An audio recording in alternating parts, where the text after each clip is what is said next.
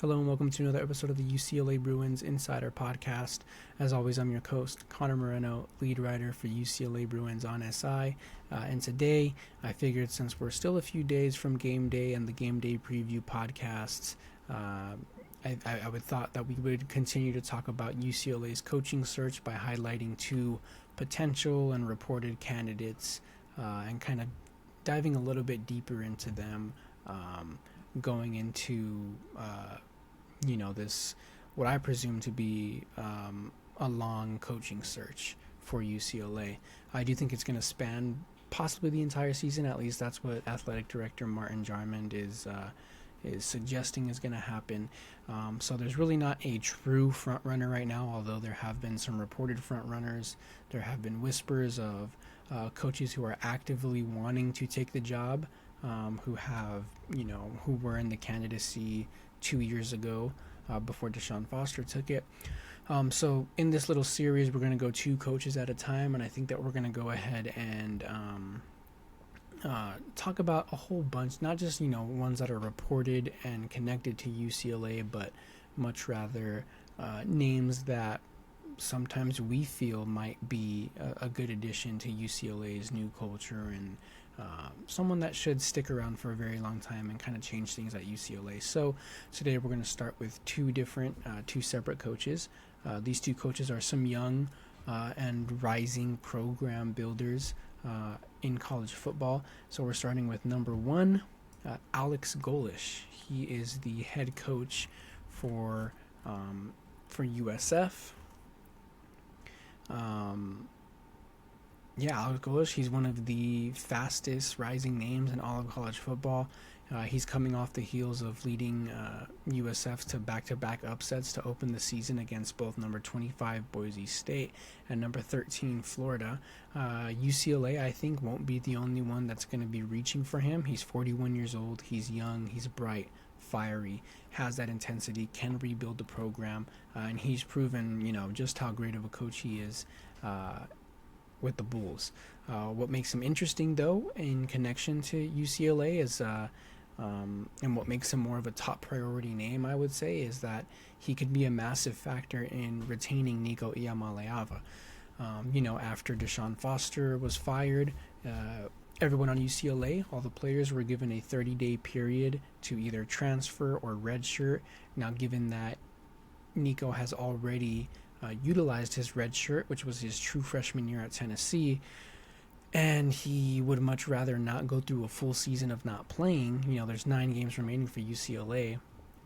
I mean, needless to say, I think it would be smarter for him just to ride this season out. He can't utilize his red shirt. Why is he going to waste a full year playing and enter the transfer portal after just 3 games? So, people are suggesting that he should definitely just stay the course of the season, see what happens.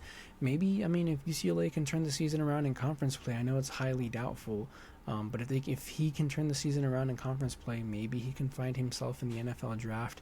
If not, then when the winter transfer portal comes, you could definitely see him probably make a move. But if UCLA is able to get Golesh, this is why I brought it up. If they're able to get Golesh, he's connected to Nico Iamaleava. Golesh was Tennessee's offensive coordinator when the Volunteers were recruiting Nico Iamaleava. Obviously, he left before Nico could ever take a snap with Tennessee, but he was still there. He was connected to him. He recruited him, and he has that rapport and that relationship with Nico Iamaleava. So if UCLA wants to maintain momentum going into next season, I think the best way to do that is by bringing back Nico Iamaleava, just so that way you have kind of a cornerstone quarterback to lead them into the next era of UCLA football, whoever may be leading that. And I think Golesh could be integral in keeping Nico here. Let's go through Golesh's coaching experience. In hindsight, maybe hiring Foster as straight from a running backs coach without having any head coaching experience, much less any coordinator experience, was the wrong move. But Golesh, he has plenty of experience behind him. especially this head coaching gig in USF. He's done a tremendous job. Let's just go through real quickly at some more notable stops that he's had in his career. Obviously, from 2023 to present, he's been with USF. 2021 to 2022, he was Tennessee's offensive coordinator and tight ends coach. In 2020, he was with UCF as the co-offensive coordinator and tight ends coach. He spent 3 seasons in Iowa State from 2016 to 2019 as the tight ends coach and a recruiting coordinator. And then from 2012 to 2015, he was in Illinois as the tight ends and running backs coach. So offensively geared coach. Obviously, UCLA maybe right now at this juncture isn't leaning towards more offensive help, but they could use just Golish's experience in general. So that was Matt Golish. He's the head coach for UCF. Now let's move on to another coaching candidate, which, by the way, when I wrote about this coach, I underestimated just how loved he is at his current gig, and just how much UTSA would love to see him take the UCLA gig. That is head coach G.J. Kinney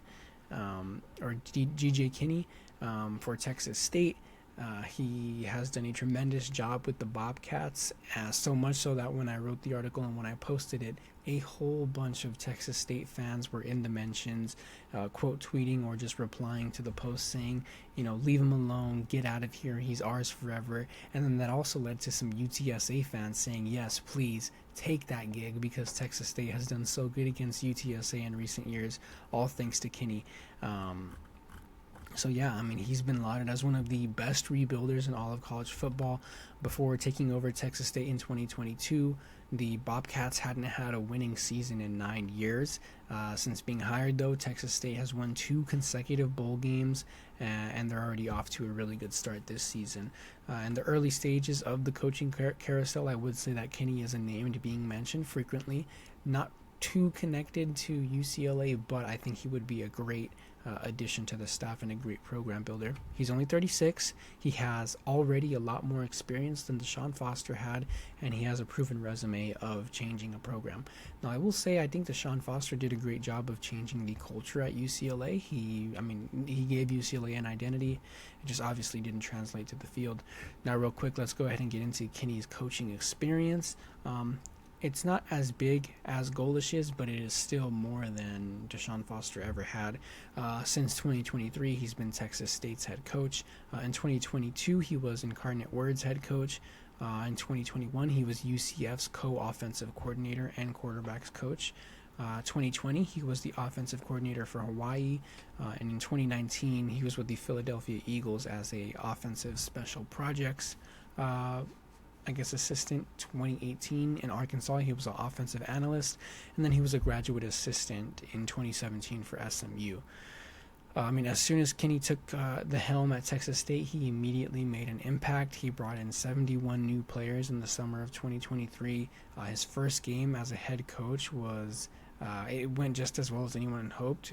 It was Texas State's first win over a Power 5 team against Baylor. In that same season, Texas State finished 8-5 and capped off his first year with a 45-21 win against Rice in the First Responder Bowl. And if Kinney can bring this immediate impact to Westwood, then I think he can prove to be one of the better program hires in recent history. So I think these 2 names, Alex Golish, G.J. Kinney, are really great candidates. I wouldn't say that they're necessarily linked to UCLA right now, but I do feel like, if UCLA wants to spend money on a true program changer, then they should go ahead and throw the bag at these 2. Next episode or next edition of the series, I should say, we're going to get into some bigger names, definitely one that's more surprising. So yeah, thank you for watching. Thank you for tuning in. Thank you for listening to the UCLA Bruins Insider Podcast, and we'll see you tomorrow.